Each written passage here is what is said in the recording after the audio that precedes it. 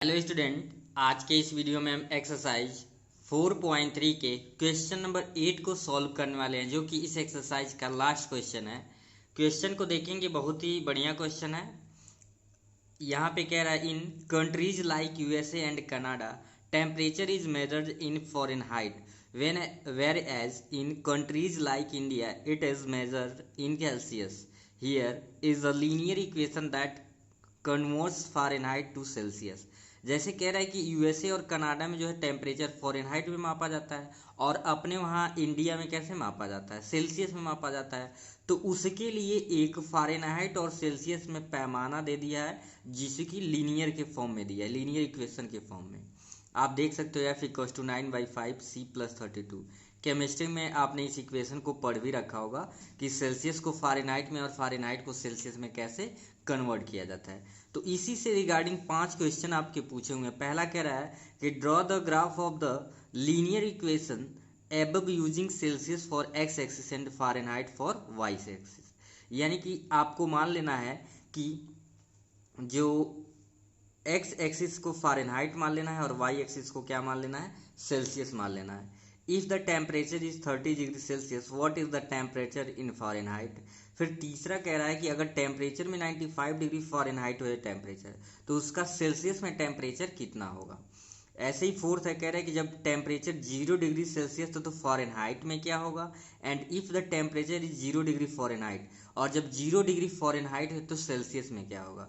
और लास्ट आपको कह रहा है कि क्या कोई ऐसा कंडीशन हो सकता है, if there a temperature which is numerically the same in both Fahrenheit and the Celsius. ऐसा क्या कोई कंडीशन हो सकता है जिसमें सेल्सियस और फ़ारेनहाइट पैमाने की वैल्यू सेम हो। तो इन सभी क्वेश्चन को देखते हैं एक एक करके कि कैसे सॉल्व होगा।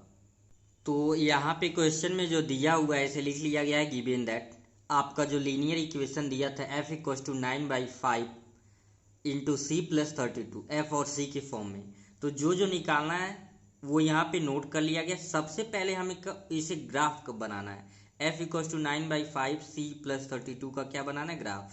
तो पहले हम देखते हैं कि ग्राफ कैसे बनेगा, और उसके बाद से आगे देखेंगे बाकी जो पॉइंट कह रहा है। ठीक है, तो ग्राफ बनाने के लिए आपको पता है कि क्या निकालने होते हैं, हमके मिनिमम 2 पॉइंट निकालने होते हैं। तो एक हो जाएगा आपका C और एक हो जाएगा F। ठीक है, और यहाँ पे हो जाएगा F, C। क्या हो जाएगा आपका C, F। आप कहोगे सर क्यों C पहले ले रहे हैं और F बाद में ले रहे हैं। इसलिए ले रहे हैं क्योंकि क्या है, इसे एक्स एक्सिस मानना है, सेल्सियस को क्या मानना है, आपको एक्स एक्सिस मानना है, और इसे मानना है फ़ारेनहाइट। वाई एक्सिस को क्या मानना है, फ़ारेनहाइट मानना है। यही रीजन है कि C को मैं पहले लिख रहा हूँ और F को बाद में, क्योंकि आपको पता है पहले एक्स एक्सिस की वैल्यू लेते हैं। कभी भी किसी भी ग्राफ को प्लॉट करना है तो पहले एक्स की वैल्यू और फिर किसकी वैल्यू लेते हैं, वाई की वैल्यू। तो ये हो गया। तो अगर हम C की वैल्यू यहाँ 0 ले लेते हैं, क्या ले लेते हैं, C की वैल्यू 0। तो जब C 0 लोगे तो 9/5 का 0 मल्टीप्लाई हो गया 0, यानी कि F की वैल्यू आ गया 32। पहला आपको पॉइंट मिल गया 0,32। ठीक है, दूसरा हम पॉइंट ले लेते हैं। अगर C की वैल्यू हम ले लेते हैं, आपका C की वैल्यू अगर आप चलो ले लेते हैं -10, या आप चाहो तो 5 भी ले सकते हो, उसमें कोई दिक्कत नहीं है। ठीक है, अगर मान लो 5 लेते हो, आप कोई भी वैल्यू लोगे, मैं कई बार बता चुका हूँ कि ग्राफ में कोई चेंजिंग हो, चाहे आप जो भी पॉइंट यहाँ ले आओ, बस कोशिश ये करते हैं कि फ्रैक्शन में वैल्यू ना आए, क्योंकि आपको ग्राफ प्लाट करना उससे आसान हो जाएगा। इसलिए मैं C की वैल्यू 5 यहाँ पे ले रहा हूँ, और प्लस का 32। तो ये 5 से 5 कट जाएगा, 9 बच्चा, मतलब 9 हुआ, और 32 9 कितना हो जाएगा, 41 हो जाएगा। तो यहाँ पे ये आ जाएगा 5,41, कोई दिक्कत नहीं है। ठीक है, तो आपको ऑर्डर्ड पेयर मिल गए। अब इससे बनाते हैं ग्राफ, और उस पर इसको प्लॉट करते हैं। आप यहाँ पे देख सकते हो कि बना लिया गया है coordinate X X dash Y Y dash, और क्वेश्चन में दिए गए स्टेटमेंट के अनुसार एक्स एक्सिस को सेल्सियस मानना है और वाई एक्सिस को फ़ारेनहाइट मानना है, तो इसे कंसीडर कर लिया गया है। अब जो पॉइंट आपको दिया गया है इसे ड्रॉ करना है। पहला है 0,32, तो एक्स एक्सिस पे 0 और वाई एक्सिस पे 32, ये पॉइंट आपका मिल गया 0,32। तो यहाँ पे नोट कर लेंगे 0,32। ठीक है, आप कहोगे सर क्यों 8 का लिए? आप चाहे जो कुछ लो, क्योंकि ये सिंपल पेज पे बन रहा है। एक्चुअल जो ग्राफ बनता है वो ग्राफ पेपर पे ही बनता है, क्योंकि वहाँ पे दिया होता है हर एक पॉइंट को लिखने का एक पर्टिकुलर स्पेस। यहाँ पे कहीं डिस्टेंस कम होता है, कहीं ज़्यादा होता है, लेकिन फिर भी मेथड यही होता है। आप ग्राफ पेपर पे जब बनाते हो तो एग्जैक्टली बनता है वहाँ पे। तो ये आपका पॉइंट हो गया 0,32। और फिर क्या है 5,41, यानी एक्स एक्सिस पे 5, तो मान लेते हैं 8 है तो यहाँ कहीं आएगा 5, और वाई एक्सिस पे 41, तो इसके जस्ट सामने चलते चले जाएंगे और यहाँ पे कहीं जस्ट इसके ऊपर होगा। ठीक है, 41 की बात करें तो 40 के जस्ट बाद होगा, यहाँ पे हो जाएगा ये पॉइंट कुछ ऐसे। ठीक है, तो ये मिला, और ये पॉइंट आपका लिख लेंगे, ये 5 कॉमा क्या है 5,41। अब इसे ही प्लॉट कर देंगे, प्लॉट करेंगे कुछ इस तरीके से। तो प्लॉट करेंगे आपका ये हो जाएगा इस तरीके से प्लॉट।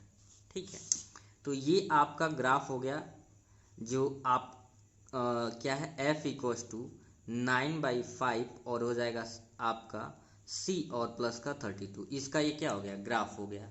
ठीक है, तो ये आई होप आपने ग्राफ समझ लिया होगा कि जो ये linear equation f equals to 9/5 c plus 32 था, इसको कैसे प्लॉट करना है, ये तो काम हो गया।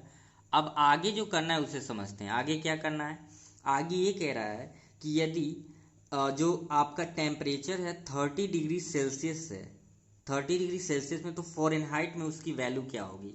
तो चलिए हम दूसरा पार्ट यहाँ पे सॉल्व करते हैं। दूसरा पार्ट ये कह रहा है बाबू कि जब आपका टेम्परेचर 30 डिग्री सेल्सियस हो तो फ़ारेनहाइट में क्या होगा। तो आपका इक्वेशन है f इक्वस टू 9/5 और c प्लस का 32। अब यहीं पे आपको c की जगह पे 30 लिख देना है, और कुछ नहीं। 9/5 और इंटू 30 और प्लस 30 का 2, 5 6 जा 30, तो f इक्वस टू 9 6 जा 54 और प्लस 32 ऐड कर दीजिए, 4 और 2 6 हो जाएगा, और 5 3 8, तो पहला ये आ गया। ठीक है, सिंपली आप समझ सकते हो, बस थोड़ा सा ध्यान देना है। अगला पॉइंट देखेंगे, अगला पॉइंट आपका क्या दे रखा है। अगला पॉइंट कह रहा है कि जब टेम्परेचर आपका 95 डिग्री फ़ारेनहाइट हो तो सेल्सियस में क्या होगा।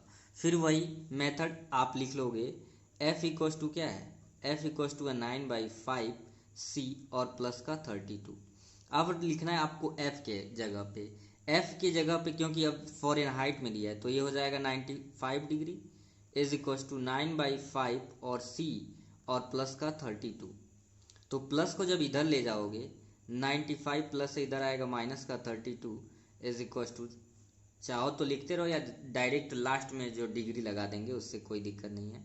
9/5 और ये क्या हो जाएगा c, सब्ट्रैक्ट करोगे 5 में 2 तो 3 हो जाएगा, और 9 में 3 तो ये 6, 9/5 और c, नीचे 1 है 9 से काट कैंसिल आउट कर सकते हैं, और 9 7 जा होता है 63, और 5 का 7 में मल्टीप्लाई जब करेंगे 5 7 जा 35, यानी ये आ जाएगा आपका सेल्सियस में वैल्यू कितना आ जाएगा 35 डिग्री सेल्सियस। ठीक है, तो इस तरीके से थर्ड पार्ट को सॉल्व करना था।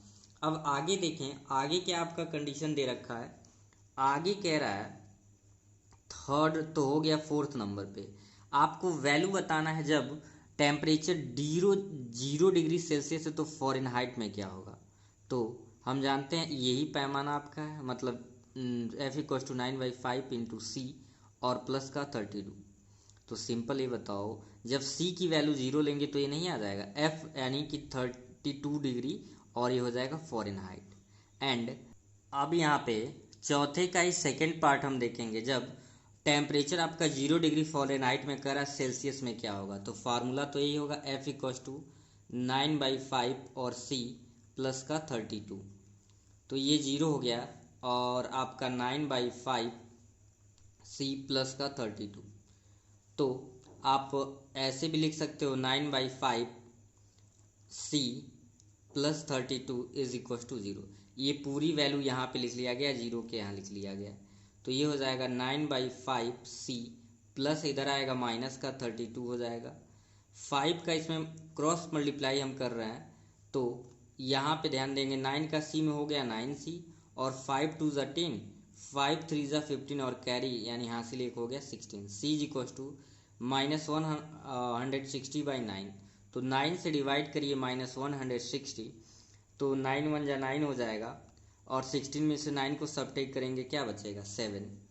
अब देखें तो 9 7 जा हो जाएगा 63, और 8 बार में तो ज़्यादा हो जाएगा 72 हो जाएगा, फिर क्या बचेगा आपका 7। आप पॉइंट ले लेंगे, जीरो लेंगे, फिर देखेंगे 9 7 जा 63। अब बार बार यही आता रहेगा, तो इसे हम लिख लेंगे C is equal to 17 minus का 17.3 सॉरी 17.7, और यहाँ पे क्या लिखेंगे, यहाँ पे डिग्री और सेल्सियस आ गया।